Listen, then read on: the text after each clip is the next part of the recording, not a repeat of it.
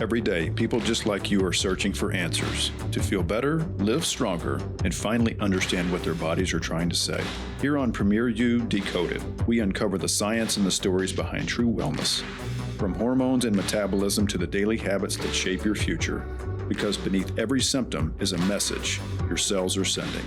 And when we listen, we transform. I'm Brandon Williams, and together we're building health, hope, and confidence at the cellular level.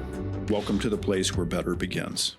All right, everybody, welcome back to PremierU Decoded. I'm Brandon. Shanna's not here. I'm sorry. Please don't stop the video now. Let's just keep going, right? Because you're not going to want to miss today's guest.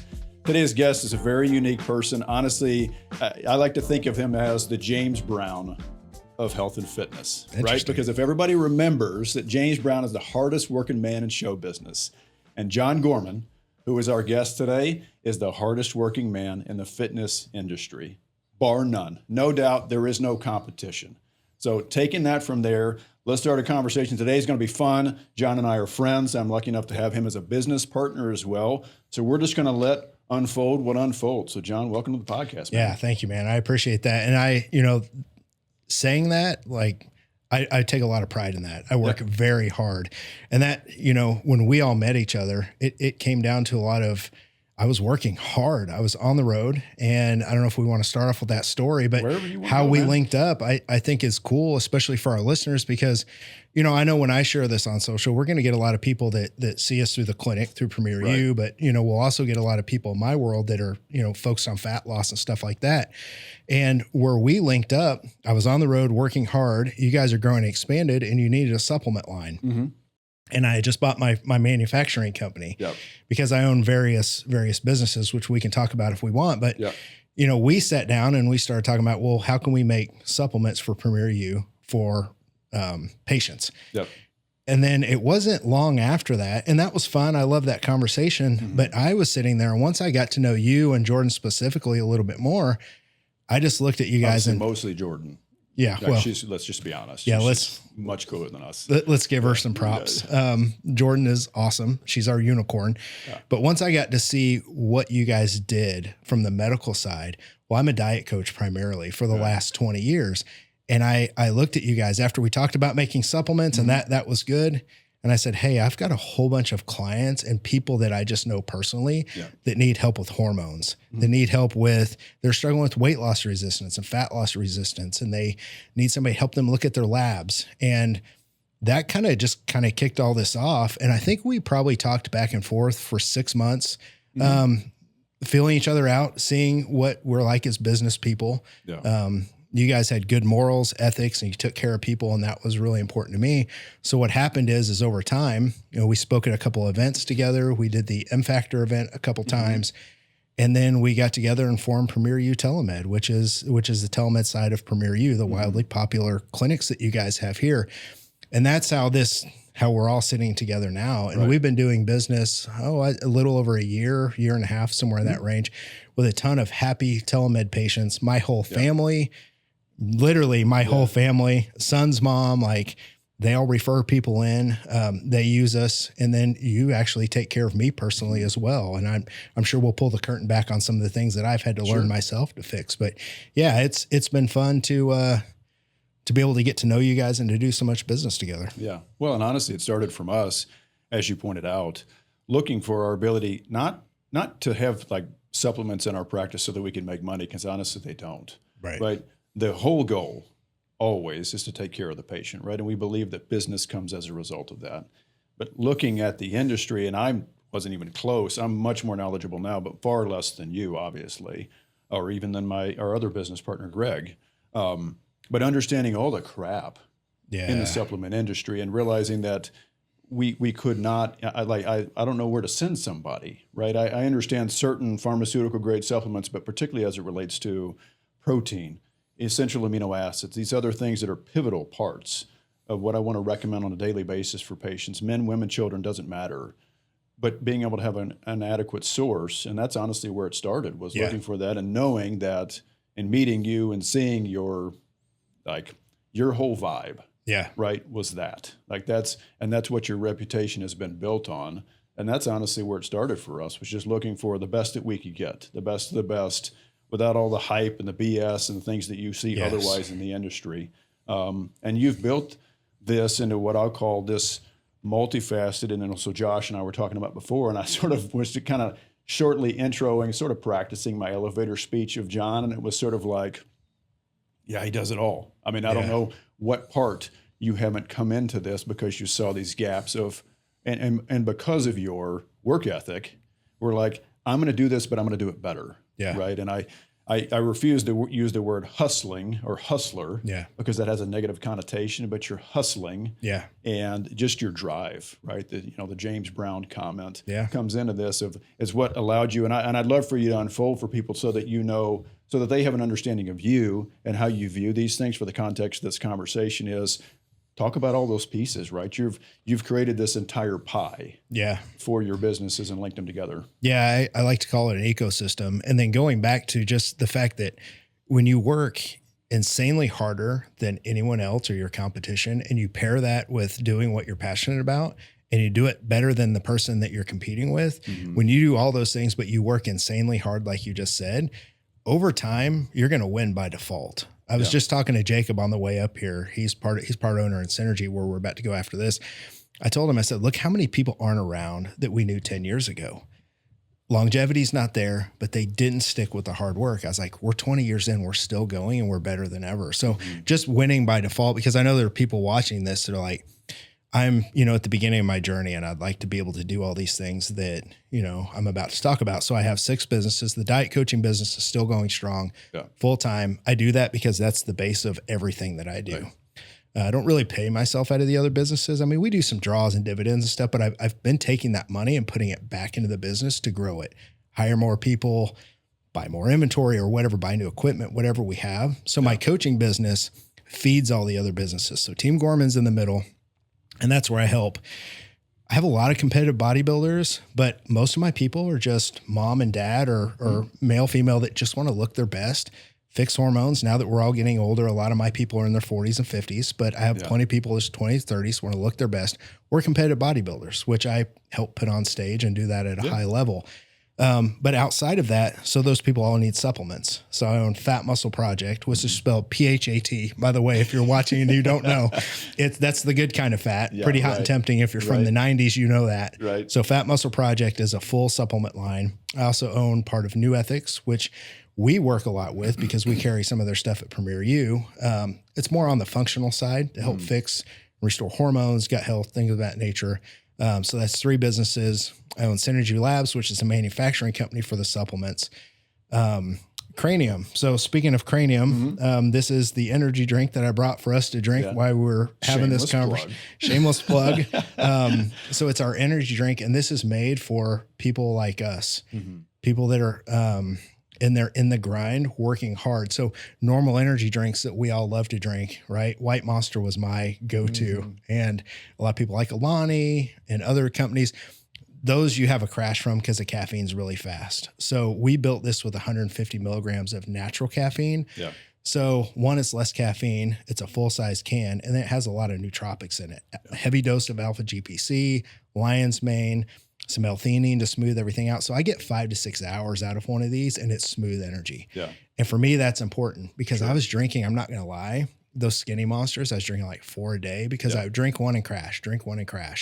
So that's the other business. And then obviously PremierU Telemed, which I love so much because when my clients come to me, they, especially women in their 40s, their menopause is right there. It's knocking on the door. Or I have a lot of people my age that have been dieting for years and their hormones are tanked, which I know we'll get into. So I say it's an ecosystem because at the center of my coaching, all these little things I've talked about, my clients feed those things. Right. And then I've been doing it for 20 years. So what I saw was when I launched a supplement company 5 years ago, I had 15 years of people that I had taken good care of and done right by. They all came and bought the supplements. I wasn't even expecting that. I just thought my current clients, I have about 80 clients online. I thought they would come all buy it. Everybody showed up and bought it because we did business the right way. Yeah. So that's kind of in a nutshell of what we have. Yeah. And I want to highlight something there because it's going to be easy to see, like for people watching this podcast, to see us sitting here, right? And I want to highlight something that's very important because despite the fact that your family calls you a gorilla, right? Like this is the old man gorilla or whatever this joke is, and I currently look like a woolly mammoth or a Sasquatch or something. Is that the majority of who we treat are people you described? They're the every person, right? You have tons of people who step on stage, but I don't know if it's the majority for you or not, but obviously it's the majority for us that we treat are your females who just want to feel better, right? They want things to work better. Guys as well, obviously, we like treating all genders. And that part is important, is that you don't have to be this dialed in athlete to receive benefit from this. You treat the people, and I see the pictures of every time you guys go to a competition, they've got the swords and the medals and all the accolades with you, and some incredible athletes, including your wife. Yeah. Leslie's awesome. What's her nickname? I'll let you say it. Leslie Little Badass. Little Badass, yes. Who's a phenomenal human being as well. And obviously it has helped you guys get where you are. But I think that's super duper important, is to see that, we're used to seeing, you're used to seeing in particular every level, right? But it's also important for that person who's just like, hey, I just want to figure out how to raise my kids better, feel better, sleep better. These very important things for the normal, we'll call it the normal person, or the Gen Pop, as you often refer to them.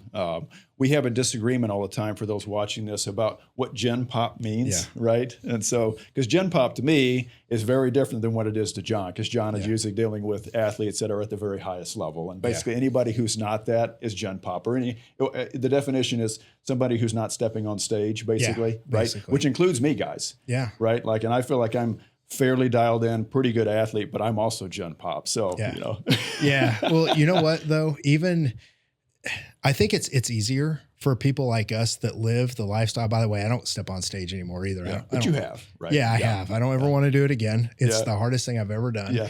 Kudos. But for people like us that, we track our food, we're in the gym constantly, we're very much up on our health.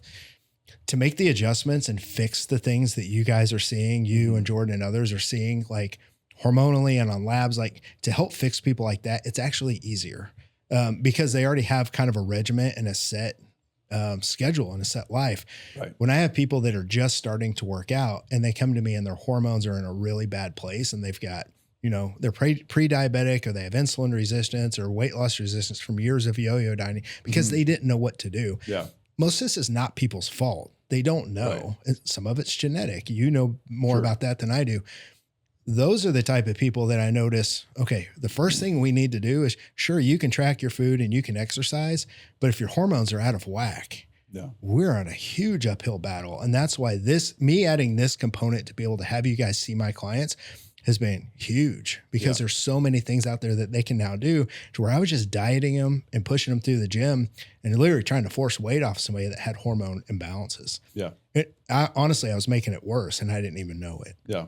Well, and there's also, like I saw one of our mutual patients, I'll call them, this morning. And it's an interesting combination of somebody who has genetic propensities towards certain things. I won't share too much information, obviously. But endeavoring to be as good an athlete as they can possibly be while trying to take care of those genetic predispositions, right? And sometimes it creates this interplay in this dance, right? And then you and I co-manage lots of guys, for instance, and trying to pick what agent, how are we going to optimize hormones for that person? And it's influenced definitively by them, their phenotype, their genes, but also what are their goals, what are they looking for? If they're going to step on stage, well, that needs to impact how they're approached, right? And and that's been one of those like evolutions for me as a clinician, thinking about those particular things, because otherwise it was always from the, how do I keep them safe? How do I make them feel good? Yeah. But now having to take it to the very next level of, how do I take somebody into a dialed in body composition form while utilizing these tools at the same time, which there are nuances to that, right? That you've honestly helped me figure out, because I didn't, in my normal practice, I don't see folks like that. Yeah. Right. Like that, who are interested in stepping on stage and are very worried about, this is 5 points too high, or I need 2 pounds of water to come off for X event that's happening in so many weeks, which it's honestly fun. I mean, as somebody who's an incredible nerd, learning that, because it helps me with everybody else as well. to define that biology. I think that's why I fell in love with it back in 2007. I fell in love with how can you use science to change your body. Yeah. Working out was working out, and I loved it forever. But once I got past a certain point to where like, all right, workouts are not like, you can only do so much. Mm-hmm. It's really food. And at some point supplementation plays a small part, but it can be important with some things like creatine and others. But it was really the science, and I was super nerdy with nutrition. Mm-hmm. Diet coaching has always been my favorite. The diet part of it has always been my favorite. The workouts and writing those and programming, all that, like it's all right. Like I do it and I'm an expert in it. I don't get excited. And is that because you just didn't see as much influence or much paradigm shifting? Most of it is like a good friend of mine, Dr. Brad Schoenfeld, a good friend of ours, Dr. Bill Campbell. Yep. Great with research when it comes to, I would say, more of the elite athletes or the bodybuilding realm. But the research has generally shown over the last 10 to 15 years that it doesn't really matter what kind of training you do. As long as you train hard, mm-hmm. you can put on muscle. Yeah. And you can take it to other areas. Like if someone needs to look like a bodybuilder, they can't necessarily train like a power lifter, but you can still put muscle on. Yeah. So I just kind of got bored with writing different programming, super high reps, and then heavy days the next day. Like I've just done it all. But the science of what we get to do, mm-hmm. especially with the new medications that are out, and I know people hear medications, they automatically think bad. There's some amazing things that you guys are experts in that have opened up a whole world for me to now marry that with nutrition. And I love it. Right. Like it's, the more I learn, the more questions I have. Right. And I love that. I'll never stop learning. Yeah.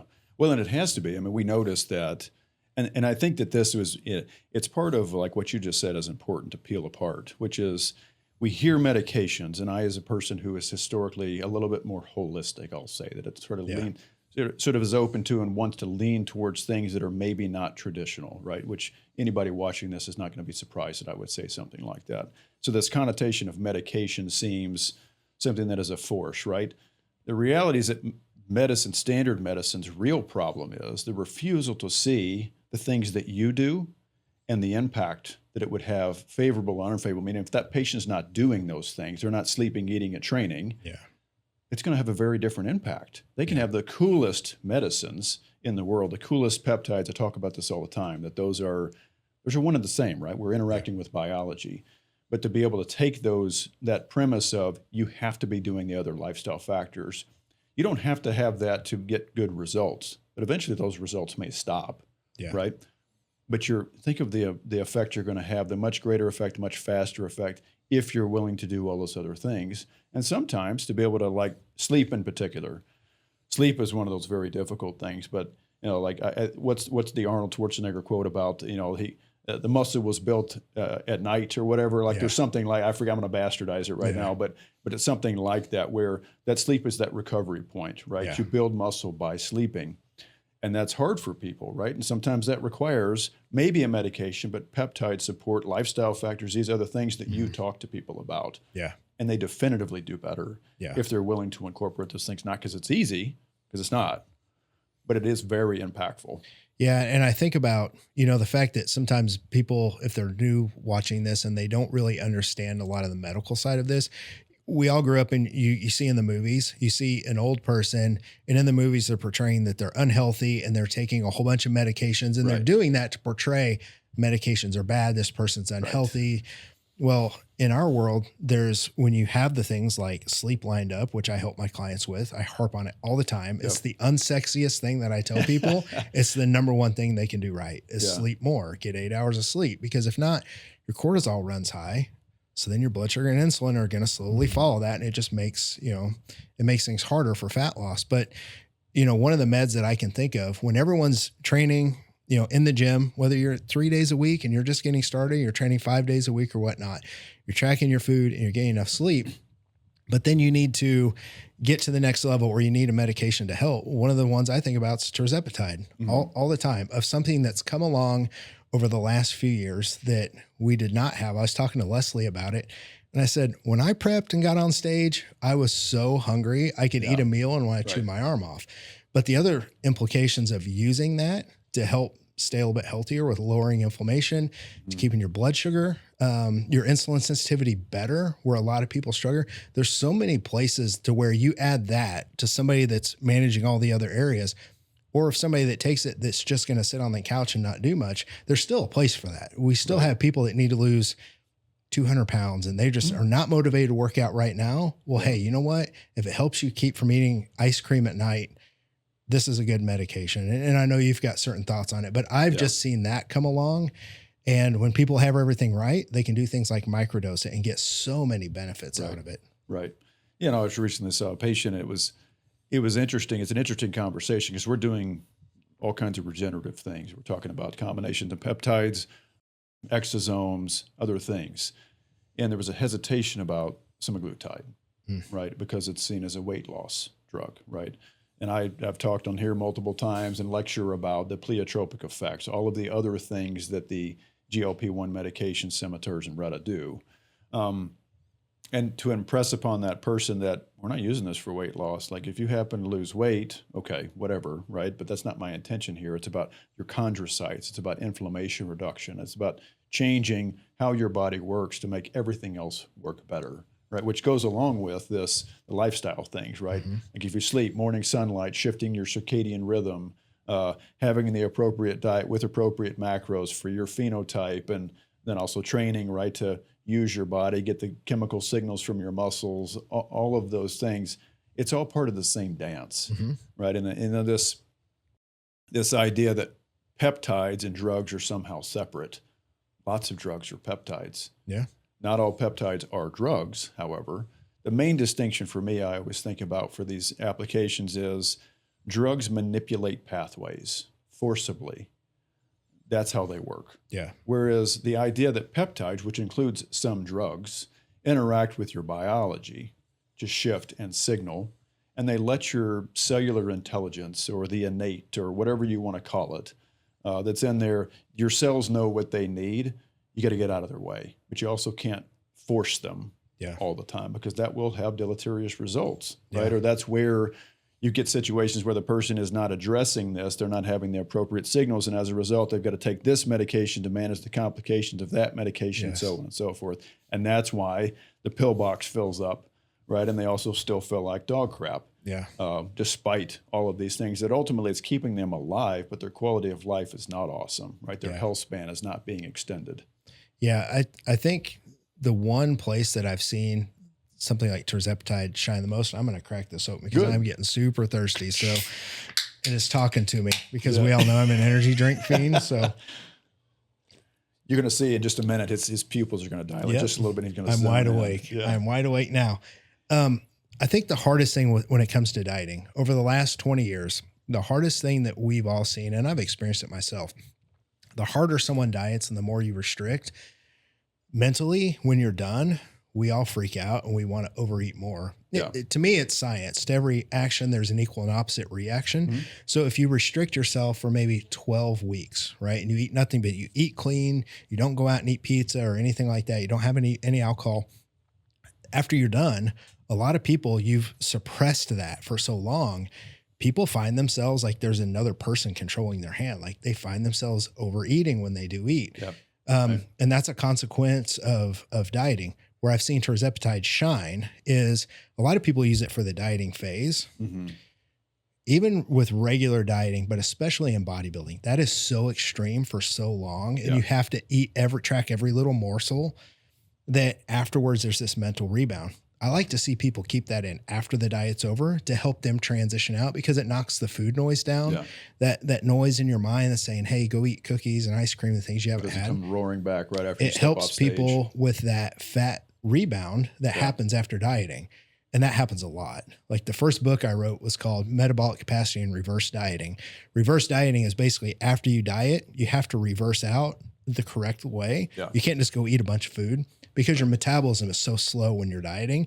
Your body wants to put fat on. It wants to, but it's in a spot to where thyroid hormone's a little bit lower, metabolism slower, fat gain's so easy. So I like tirzepatide there, depending on the patient. I mean, you guys dose it, I don't, but what I've noticed is like at 12 units a week or something microdosed really helps people transition off, and then they taper off of it. Yeah. And they don't see that really bad weight gain. And Right. people, I think when it first came out, people felt bad, like they were cheating or they're taking a drug. Listen, if it makes you healthier and it lets you approach dieting is one of the most unhealthy things we do. Like it can be, yes. Yeah. If it helps you do it in a better sense and keep you with a better approach to food, I'm all for it. Yeah.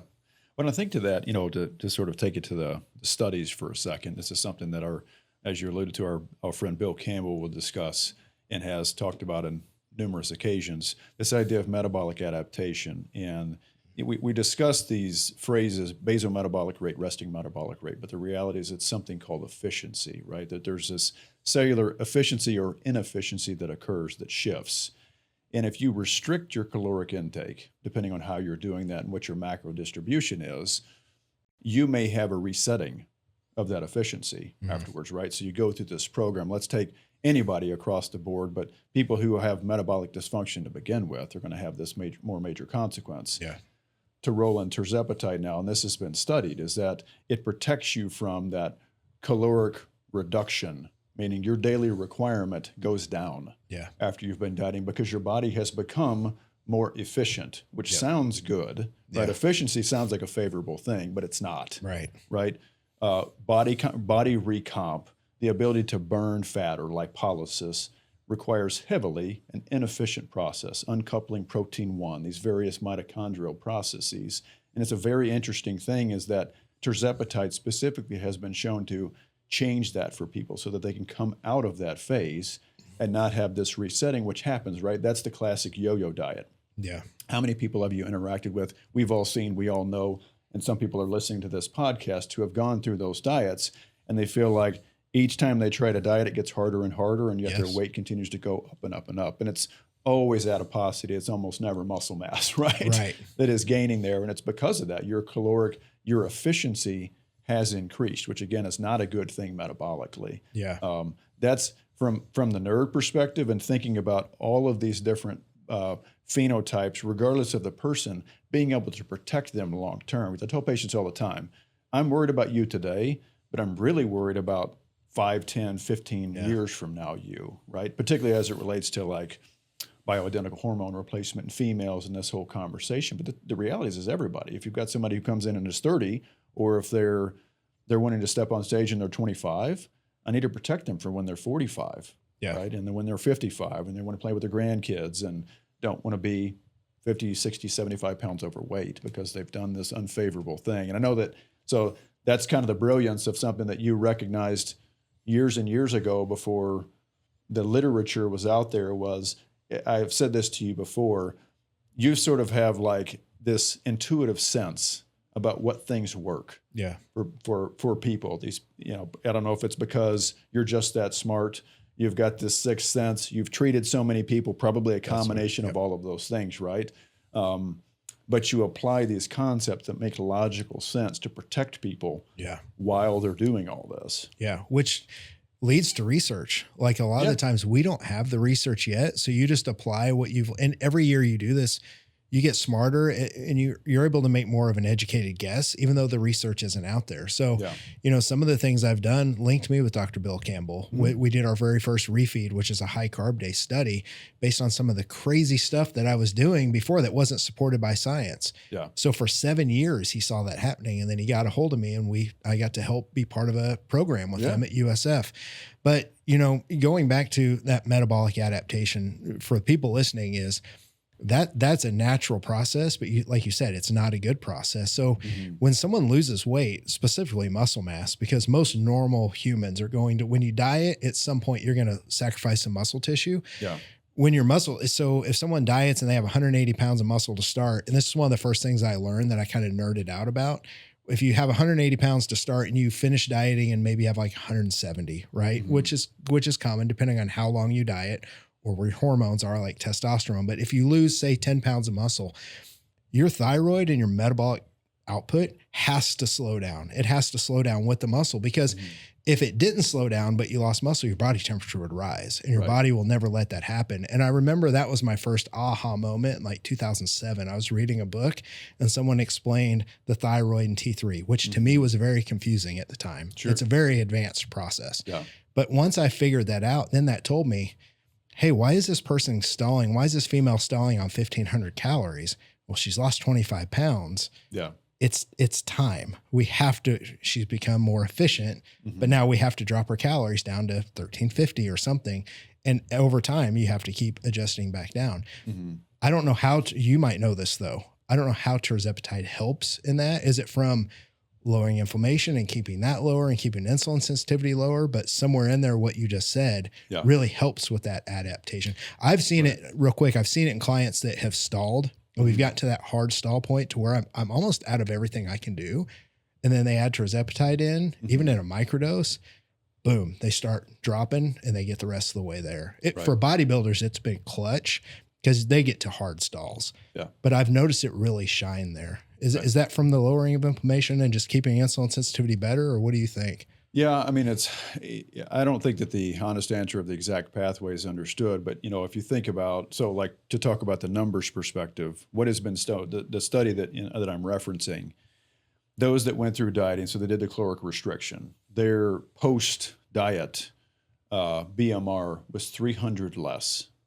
Those on tirzepatide were only 150 calories less, which is a nice savings. And there were even a smaller subset of the population that showed that theirs only decreased by 75, right? Despite very frequently maintaining muscle mass. Yeah. Was there. So there's probably a nuance that has to do with that. And, again, part of this is like, it is a shifting, right? There's a balance. This is an orchestra of how much, and this is why it's so hard to study, is how much muscle mass did you have? What was your phenotype before? What was your distribution? How are you training? What's the exact diet? But this inflammation reduction and specifically the insulin sensitivity. But there's also this this idea of, there's emerging science, and this is very hard to test because these are not widely available, of something called FGF21, which is becoming increasingly more known because of RETA, actually. So FGF21 is something that is produced by the liver that causes thermogenesis. So it's a major part of how RETA, a little bit of TERS, the GIP and the glucagon effect, create thermogenesis in the body to help with lipolysis, essentially. But it's changing sensitivity of that hormone as well. Gotcha. So this is starting to evolve our understanding of how that happens, increasing sensitivity to allow actually FGF21 levels to go down because the body becomes more responsive to it, similar to what would happen with insulin, right? Right. If your insulin 36, it ain't working. Right. It's having to ask way too hard, way too loud, right? Same thing is happening with FGF21. But what is noticed is that glucagon does this definitively. There's something about that receptor activation, but GIP also has that as well, which of course RETA activates very aggressively. Yeah. I wish, we have all this at our hands now, and we're getting really good results with clients and patients, and we're helping a lot of people. And it makes me look back to, man, I wish I had a time machine, because I can think of the people that I needed to help in 2010 to, all the way up to 2023, honestly, that insulin resistance and just weight loss resistance in general was such a hard thing that I dealt with that I didn't understand. And I don't know if you want to talk about the ways that we kind of all work together, but I think for the people listening, there's people out there that are stuck and they've tried everything to get the diet to work. Yeah. And this is what I run into a lot. I look at labs. I don't look at it. Now I'm very careful, and I tell my clients, I'm very much a diet coach. I'm not a medical practitioner. But if I can look at your labs and I can notice certain markers are off, I know I have to write your plan differently, right? So the things that I always look for on labs, I look for, if TSH is high. And what I've noticed for in my world, if it's up in the 2s, especially over, like that means that thyroid's a little bit slow. And then I look at T3, typically for somebody that stalled, I'll see that in the 2s, hopefully not lower than that. But that tells me that fat loss is a little harder. Yeah. I look for things like cortisol, even though I like a 4-point cortisol test, if it's high in the morning on a blood test, that tells me they're stressed. Reverse T3, I notice if that's elevated, that's when the body is super stressed out. So it's trying to take our T3 and turn it into non-usable T3 to slow us down, which makes dieting harder. But then most importantly, what I've seen across the board with most of our people, the longer they've been stressed and trying to diet, the lower their testosterone and especially free testosterone levels. Right. And that, if you're going to work out in the gym and try and diet, you don't have to be trying to get jacked, right? Like, we don't all have to look like Brandon here, right? But in all seriousness, look better though, if you can. I mean, that would be the goal. Yeah, look, just look better if you can.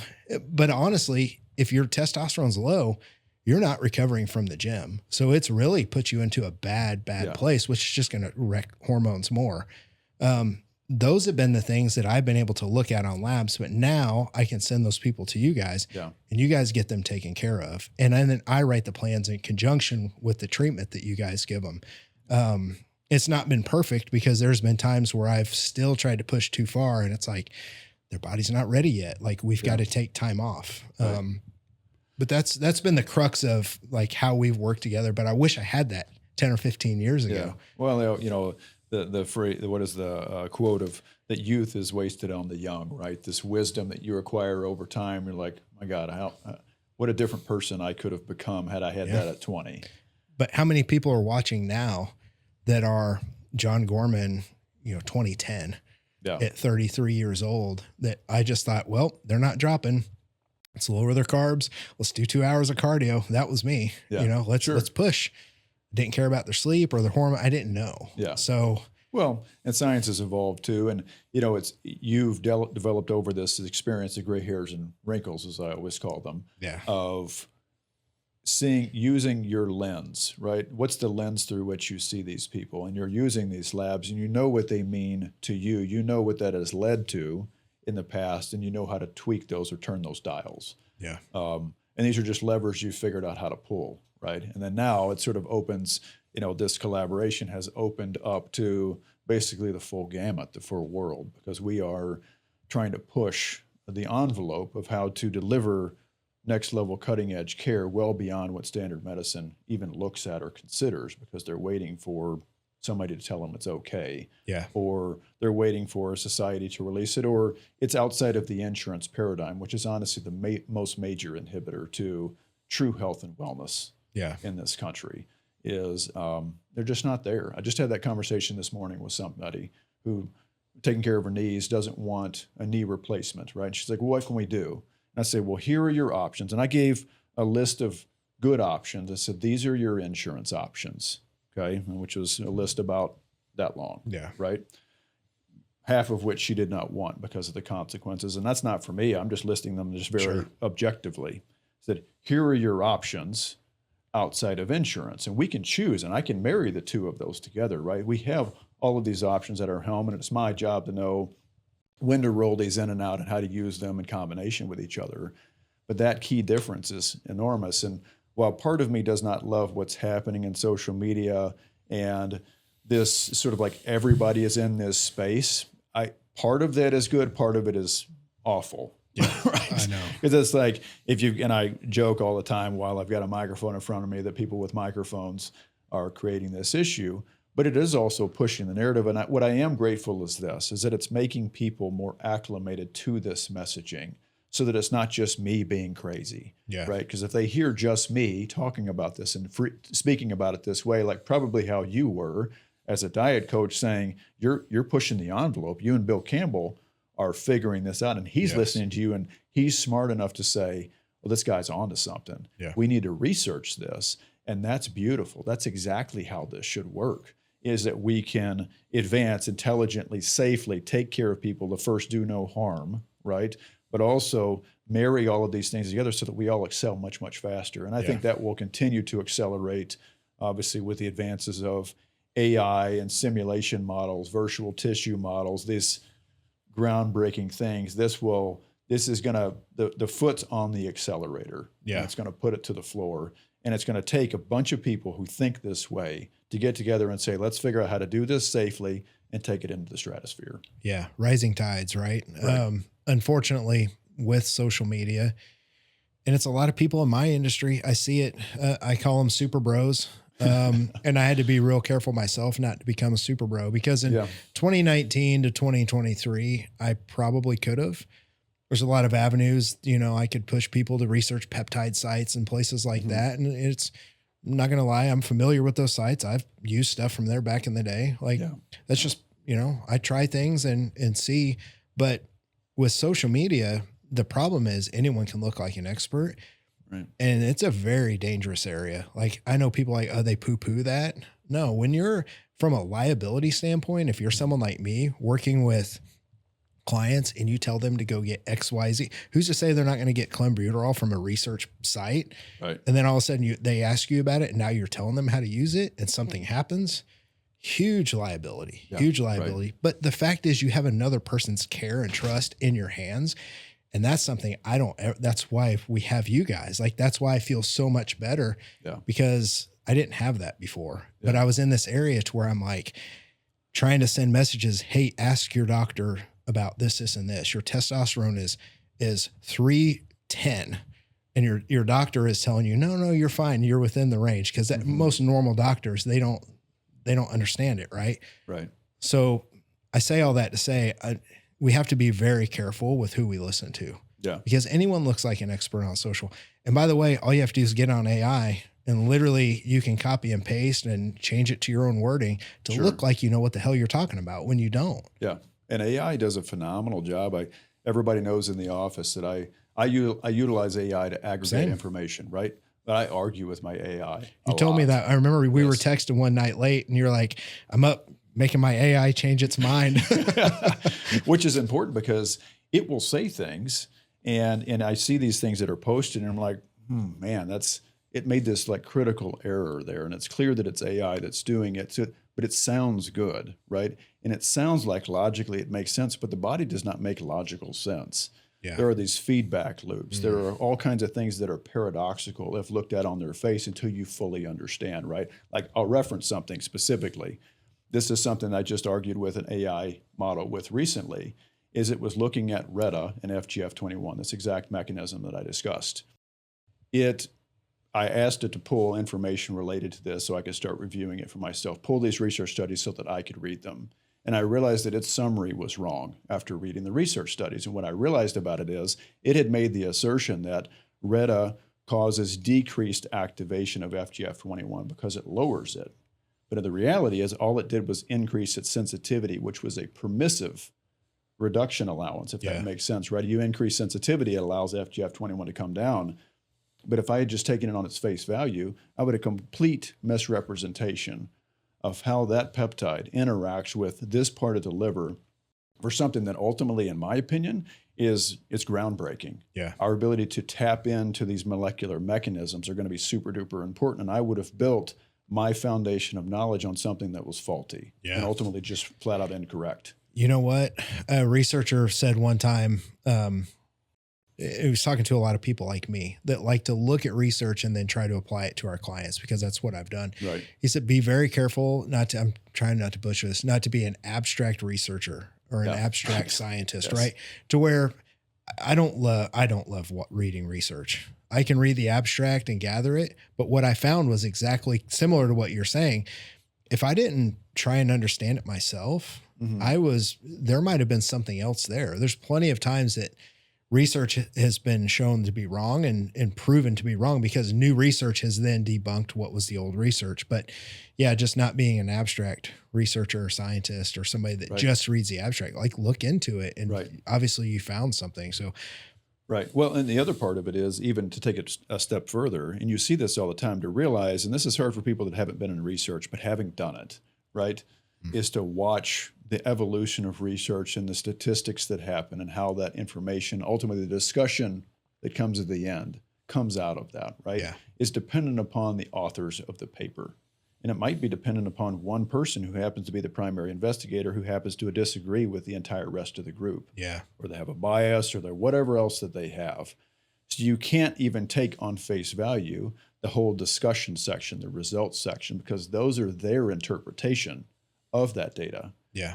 And they may also, to take that even further, they may have missed a very major point in their own data that they didn't surmise. Yeah. Because they didn't analyze it. Maybe they were looking at this shiny object, but they didn't realize that there was a unicorn sitting in the corner that would have been revolutionary had they recognized it, but they just didn't, right? Yeah. And that happens. We're all humans, right? But we have to apply that.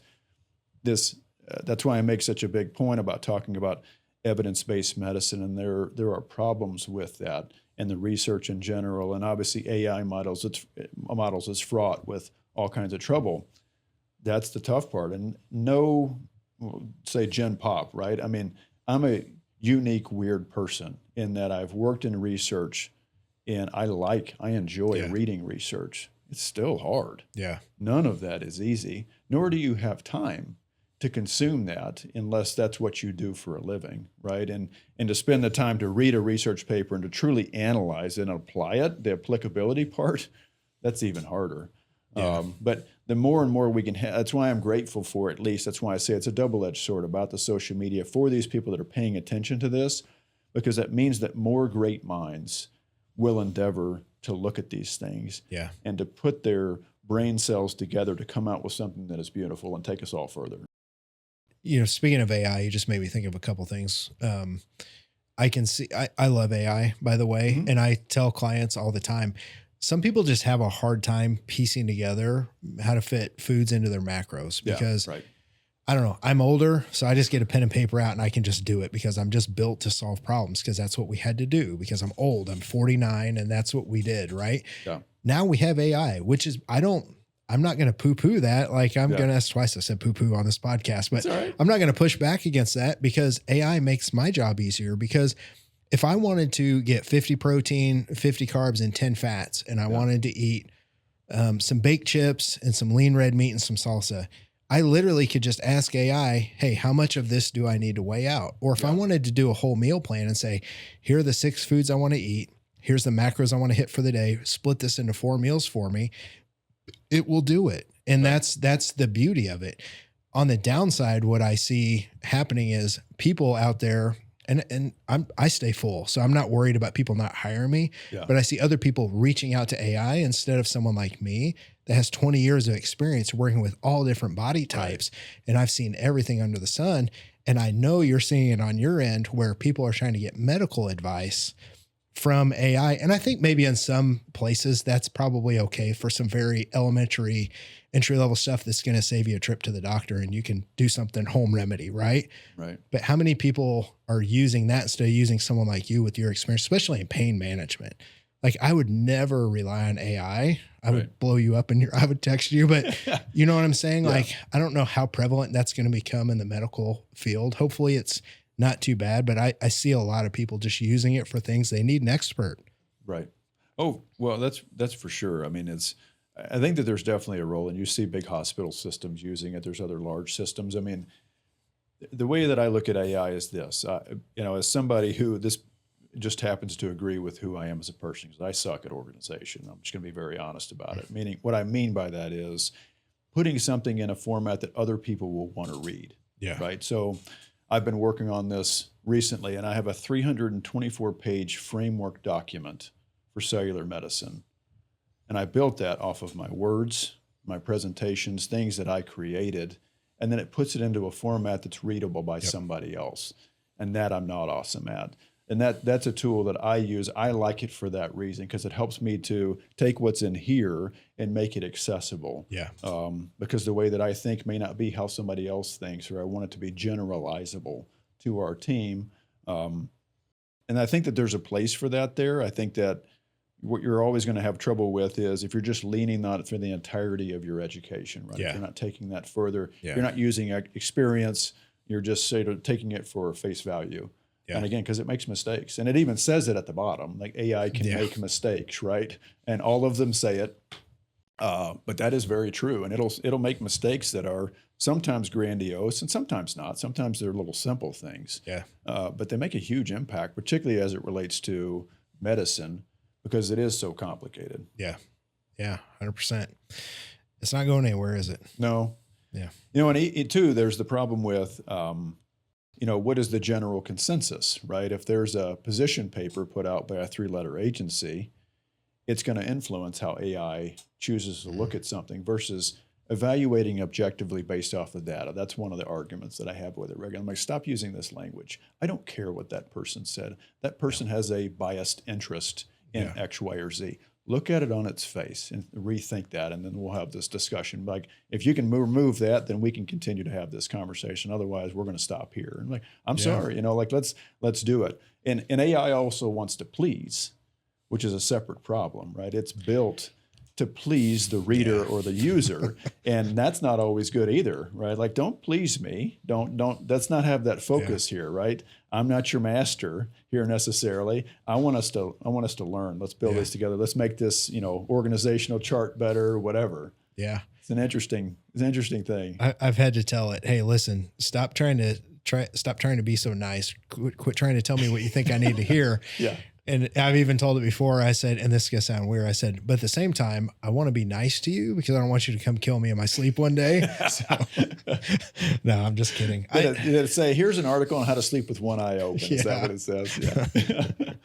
Yeah. So I want to shift a little bit back to something that sort of references what we were talking about before. I'm very curious about your perspective on this particular topic. So our friend Bill Campbell presenting the SWAN study, and this inflection point for premenopausal females moving into menopause and this rapid loss, this plummet of estradiol, and the resultant anabolic resistance. So the difficulty of building muscle mass throughout those years, right? The adiposity curve skyrockets, the muscle mass potential plummets. Yeah.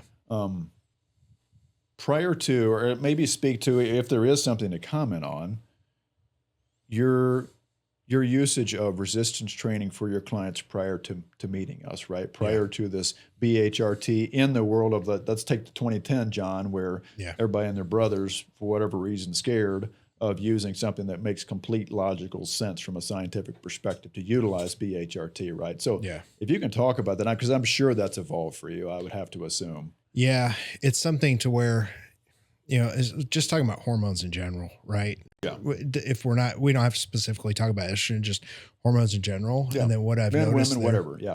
Yeah. It's definitely something to where now, like I said, the biggest common thing that I've seen, and since we talked about menopause and we talked about guys a little bit, lower testosterone levels, what I've seen over time and what I think is the cause of it, outside of other factors that I can't control, people that have yo-yo dieted or they're constantly stressed, alcohol especially adds to this, but people that are chronically stressed, what I've seen over time is when cortisol stays chronically high, your body has to make so much cortisol all the time that it makes less testosterone, it makes less thyroid hormone because it has to make so much cortisol.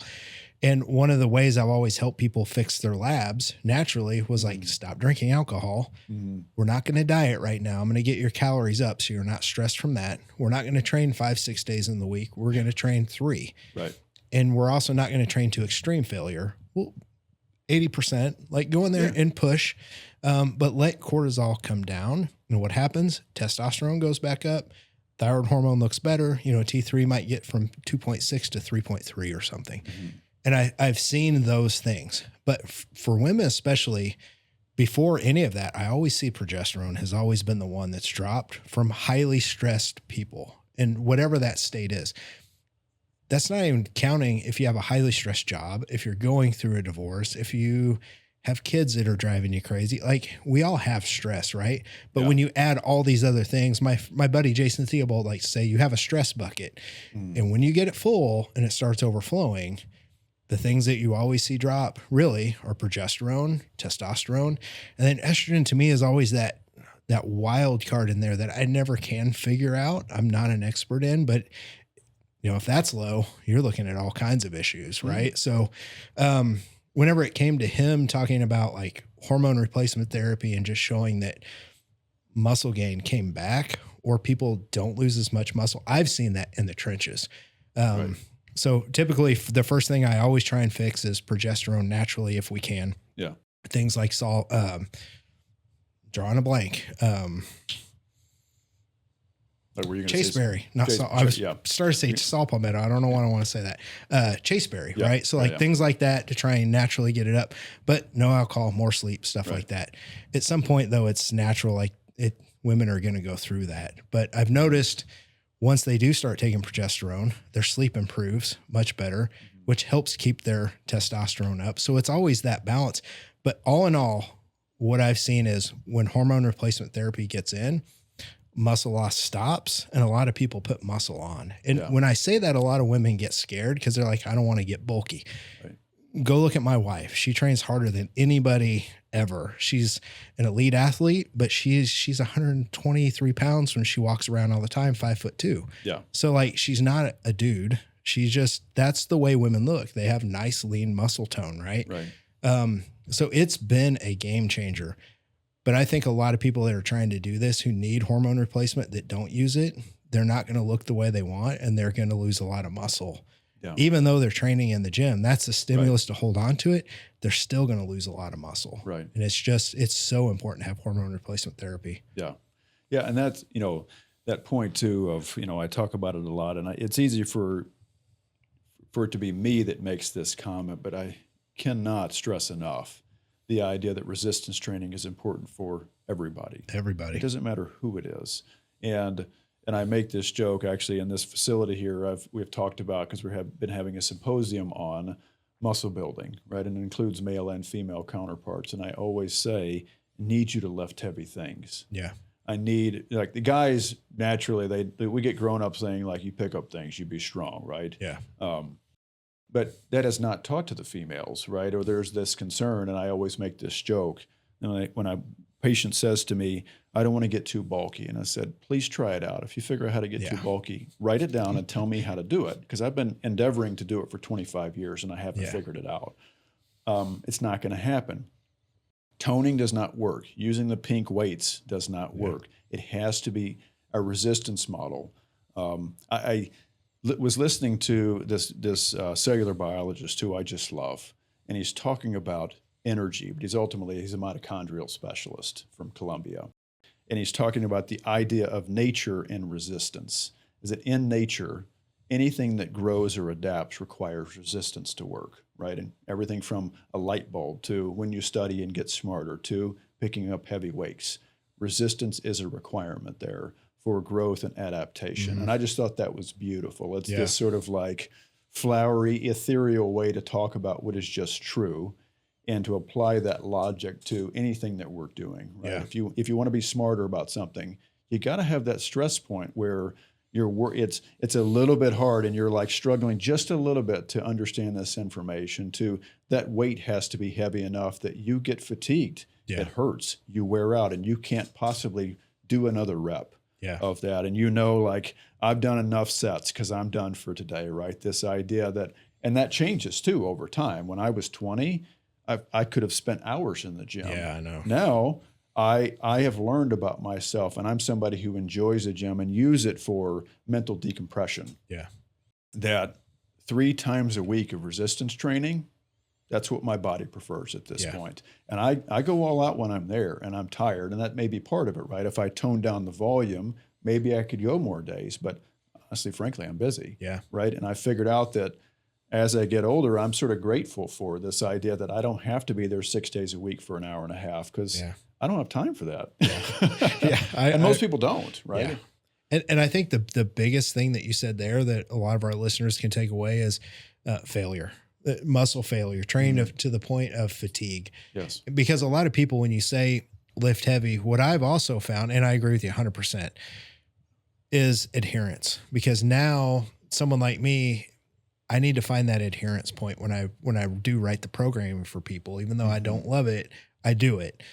And you might have the female who's never worked out before. I might start her on doing sets of, just say the chest press machine, 20 to 30 reps with a very light weight, but she's going to the point of fatigue. She's not just doing it and stopping, right? Yeah, right. You're going to the point to where it burns and you're done. Like that to me is fatigue. Whatever that weight is. Whatever it is. Has led to that. To start, we should all strive to get to the point where we lift heavier weight, though, and we fail and hit fatigue at a lower rep range. And I would say lower than 10 is not really needed for most people. But above 10, you can still get stronger. Yeah. The problem with doing just high reps, and I know this personally, you will hold on to muscle, you will lose strength over time because you're not, unless you really work hard to get stronger in the 20 to 30 rep range, at some point, like your strength is just not going to adapt. So you can hold on to muscle and it's healthy, but we all need to maintain our strength as we get older. And I struggle with this because, as I told you, we were talking on the phone last night and I said, all right, I'm going to get off here and go do my arm workout because I'm so mentally tired. Yeah, I can always train arms. Yeah. And I trained them 20 to 30 reps and I was in and out in 30 minutes. Yeah. But what I've noticed over the last 5 years of being so incredibly busy with these businesses and traveling, my strength has gone away. And I'm actually a weaker John Gorman than I was. And I know I need to get back to hitting those sets of 10 and not just trying to fly through my workout, hold on to the muscle I have. I need to work on strength because I'm going to need that. I've got a little Gigi that's my little granddaughter, right? And we're having a little boy that's coming too, another grandson. I need to be strong. Yeah. You know? So it's also that adherence point. So if I could say anything to anybody, do what you can do now, but constantly work to get to that level where you work on your strength because it's important. Well, and that neurologic output, and you kind of referenced it, right? I've heard you say this before, and I think it's brilliant. It sort of gives multiple messages to say when you've put it out publicly, like if your central nervous system is gassed, do arms. Yeah. You did something, right?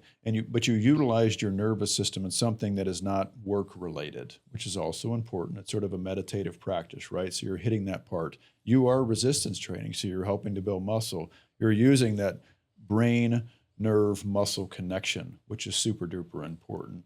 For now, but definitively for later, right? 20 years from now, the 70-year-old you who's hoping to play with your grandkids and your great-grandkids at that point, right? Depending on ages. All of that matters a lot. And just understanding that you need to adapt your, like if you stay in the same rep range all the time, neurologic adaptation stops, 100%. right? It requires resistance, reapplying that same premise of, I have to, the strength paradigm and the power paradigm, how much the nervous system plays a role there. The idea that, you're preserving yourself for later, like, Mike Metzger was long known for altering his training regimen. And of course it's been bastardized because it was like, well, you only need to train a little bit. But the reality is he did that because he hurt himself. Yeah. He was training 6-7 days a week. He was right there with Arnold and Franco Columbu and all these guys. He scaled it back because he had to. Yeah. And he just found out that he was able to retain his muscle. He didn't require quite so much, but he had built that reserve, right? He had taken and filled his fuel tank and had much more reserve than everybody else, because when we train, and particularly when we do it younger, our muscle nuclei proliferate. We get more muscle nuclei. And even if you take a break from training, that neurologic stimulus goes away, your muscles tend to atrophy a little bit, but the nuclei stay. So the more you can, and then you're also going to get like better stem cell recruitment and all kinds of other things magical happen as a result of giving yourself as much physiologic reserve now, as early as you can give it, so that later you have it there to recall. Yeah. So you saw me smile real big when you talked about nuclei. So one of the things I nerded out about probably 10 years ago was the fact that, when we train, 10 years ago, I had more muscle on me. Like I was pushing hard. I was trying to get as big as I could because I was going to try and compete. All that nuclei is still there. Yeah. And a lot of people, people come to me and they're like, hey, I've not really worked out for like 4 years. I lost all my muscle. But they used to be pretty muscular. Even if someone just trained for a year, I tell them that nuclei is still there. Get ready because it's going to snap back. Bros, we call it muscle memory. It's not really, it's the nuclei are there. You talk about transformation. Like I can see I've seen people get sick and have to like go through chemo and stuff and really downsize, and all of a sudden they're healthy and they start training and eating again. 8 weeks, it looks like they took the most anabolic steroids on earth, right? Right.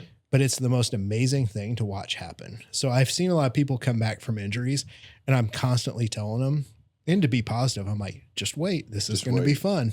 Yeah. Yeah. It's super fascinating. Yeah. Well, and it's also, to take it to the health side, because it can't help myself now, is I've been very intrigued about, and I'll just say his name. So Mike Israetel, he's bothered me greatly recently because he's been talking about this trevosumab, these immunoclonal antibodies for muscle growth, the anabolics, right? So I'm going to mess the names up right now, even though I'm usually pretty good at this. The garetosmab and trevosumab. He loves to quote the monkey study, which did phenomenally well. There was also a human study that did not go well. Yeah. And there was a 28% dropout rate and very serious consequences. And here's why. Those drugs and the way that they manipulate the antibodies, they shut off stem cells. They shut off your body's natural memory, this muscle memory that we all love so much. That is that if you've built that as young, you've shut that out, right? Versus bimagrumab that's coming and will probably be very good. I mean, time will tell, but it's in stage, I think it's phase 2 right now, moving into phase 3 trials. It works very differently. It bypasses that. It creates the same effect from a unified agent without shutting off the stem cells and without suppressing nuclear translocation, which is super duper important for this, right? My point is this, even though that long-winded thing is to say there was a dropout rate in the humans because it made them sick. Yeah. Right? It shows you how I talk all the time about how muscle is our largest endocrine organ. It shows how very important it is to your general health and not just being able to pick up heavy weights or to look good on the street. It actually generally makes you a healthier person. Yeah. There's certain YouTube channels I don't watch. I'm just going to leave it. I think generally he does a decent job, but that one bothered me greatly. I agree. I just have to, and I'm not saying Mike, if you're listening, which you're not, but I mean, don't worry, we'd be on blast on his channel if it was. Right. So thanks for the notoriety, dude. Yeah. At the end of the day, sometimes very smart people, I've noticed with the rise of social media and YouTube, they do a lot of things that will gather the most views. Yeah. And I think is a very dangerous thing. Not to say what you just said was dangerous, right? But it's just, what's misleading. Yeah. And the curiosity is that, sorry to say it further, is that the curiosity is that video was released one day after the human study had been published. So it was available. I'd already read it because I saw it. I was watching for it. I see this video. I'm like, when was this from? I'm like, well, one day ago. Well, that human data is already available. So you missed the boat, bud. You should refilm this. Yeah. If I'm not an expert on something, I've just noticed a lot of channels, a lot of people that are very smart people. Yeah. I've noticed content being put out for views, and I've almost soured on YouTube, and I need to not be that way. There's some incredible content out there. Mm-hmm. And I pushed mine really hard for a long time with the podcasts and all that stuff. But sometimes I get caught up into that and I start worrying more about like, is this something that is going to get a lot of views and reach a lot of people because I want it to, not to bring more eyeballs to me, but for the content. And I just notice a lot of that, and it's just going to keep getting worse. Yeah, so for sure. Yeah. Well, so I want to make sure that we get time, because I'm sure we're running short here, but I want to make sure that we get to talk about your world, right? Because we spent a lot of time talking about health, medicine, and science. Tell me about what has driven you to separate yourself in these spaces, because let's be honest, there's a lot of people in these spaces, and and I'll make the joke and be like, bro, what were you thinking in the sports drink space, right? Because it feels like that it's inundated, but you're doing it better. Yeah. Right. So it's important, and I get it. So the joke is though, but like you would look at, you walk into a Wally's, it's across the road from us here, and you see this case full of things, knowing that this is separate from that. But I know that deep down you have a passion for doing it well, doing it better than everybody else. Yeah. You out hustle them. That part we've well established, right? What has driven you to do this in this space that's complicated the way that it is? Well, it's interesting. We're sitting where we are right now, actually, because I was a large part of coming up to St. Louis for a long time and doing a lot of business up here.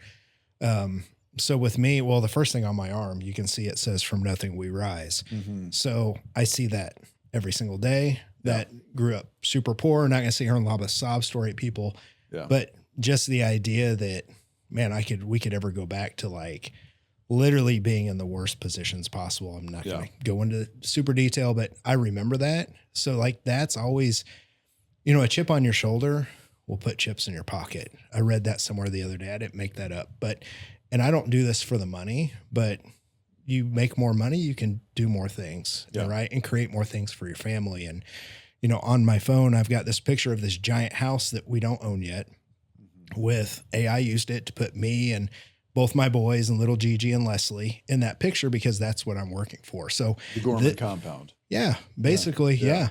I'll show it to you after we're done, but it's so important that that's this, and that is what I do everything for. At the same time, I'm a very competitive person, So, if you go across the street to Wally's, you'll see every energy drink in there. First Form is right next to them. I was part of them for 6 years, learned an incredible amount there, learned how to be a podcaster there. At the same time, I left there to go create my own stuff because I wasn't getting anywhere. And I'm a very competitive person. So what I do is I made supplements and I made them better. And that's not me just saying that. I'm just a competitive person. The energy drinks, they're better because they've got the natural caffeine. They've got the nootropics and stuff in there, right? So you don't see a lot of stuff outside of like Gorilla Mind makes a pretty good drink. I think Derek is the owner's name. Very smart guy. He's made a good drink.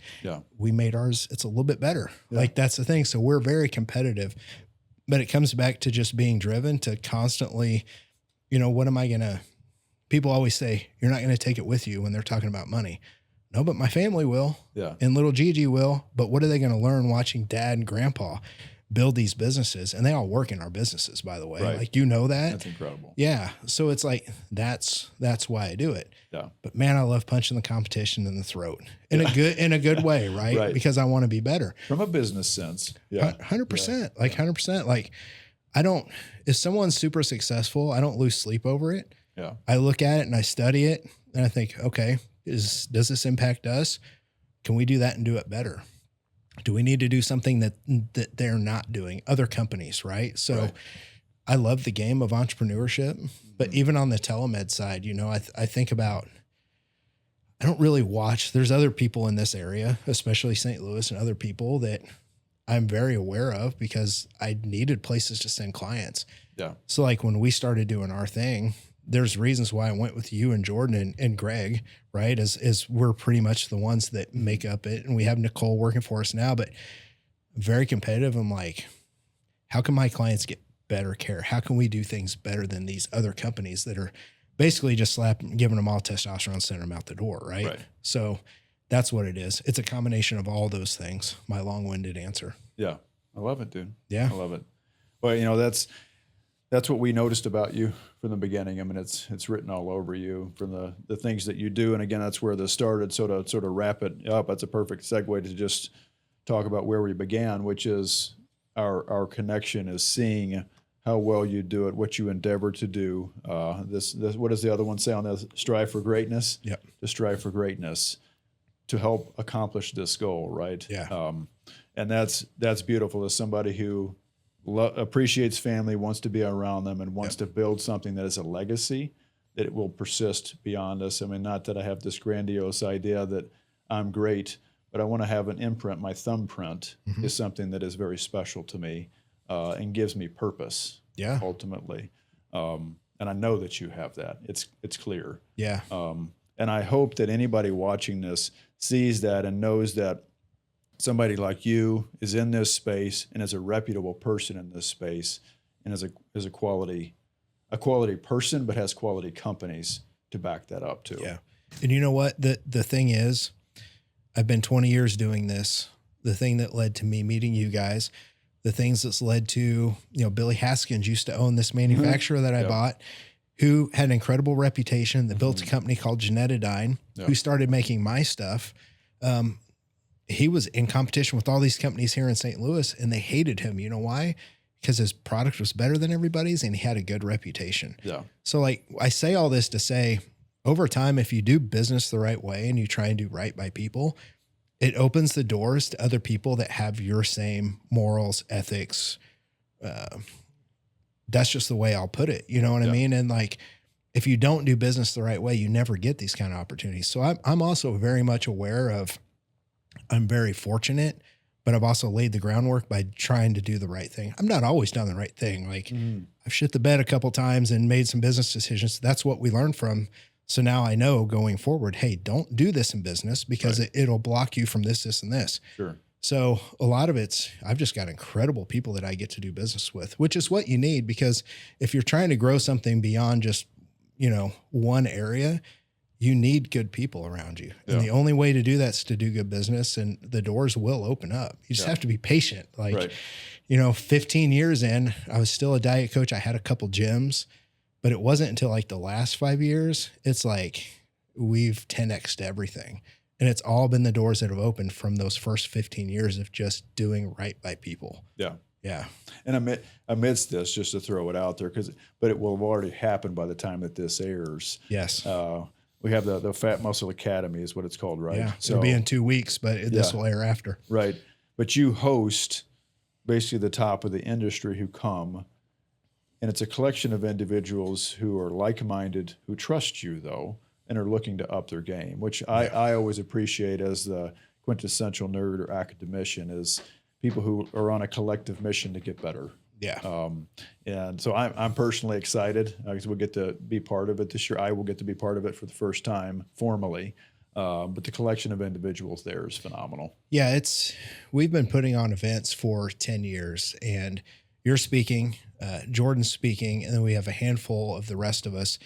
And putting on conferences and events, I can't recommend those enough to people, because not only do you get to learn real time, you get to ask questions, you get to sit and talk to the presenters or other people in the room that are there that are just like us. They're just not presenting that week, but they're there and experts. The amount of learning that goes on at events like what we're putting on, I just can't recommend them enough. But we've done those for 10 years. And I love them every time. They're stressful, like the couple days before, and I'm drinking way too many of these. But, I purposely invited you and Jordan last year because we had just started PremierU Telemed. And I said, hey, I need you to come see what we have. I also want you guys to speak at this at some point in the future, but come meet the people that are going to become our patients. And it wasn't long. And I don't know if I've ever told you guys this. We had so many people join the month after that, just getting to talk to you guys on the side. Yeah. And then we held an M Factor event in Springfield too, where we had like 60 people show up. And a lot of people joined with us. And we don't do this to try and get patients. I mean, that's a nice side benefit, but we were trying to help people with menopause. Phenomenal conversation with that one. Yes. Excellent. Just awesome. That's why I put the events on, because at the end of the day, you're still building relationships with patients or clients or just helping people.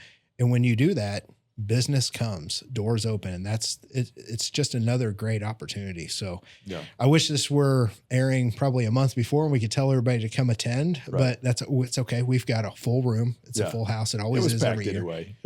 Maybe next year. And you are going to talk about peptides, but you didn't really do it too much on this podcast, but if I had told you before, you got to bring it down to the bro level, right? Because if you start talking about AMPK and pathways, people are going to be like, what's he talking about? Yeah.